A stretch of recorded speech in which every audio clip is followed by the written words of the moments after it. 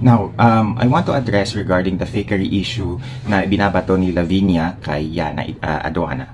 And I want to start this off first with why is it that ngayon lang niya napansin, ngayon niya lang kino-call out yung pagtatawag ni Yana sa sarili niya as a scientist.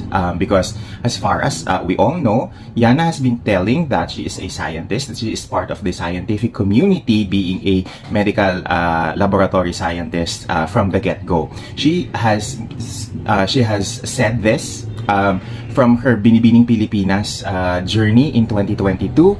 She reiterated this in 2023 when she won Miss Philippines Earth and competed at Miss Earth.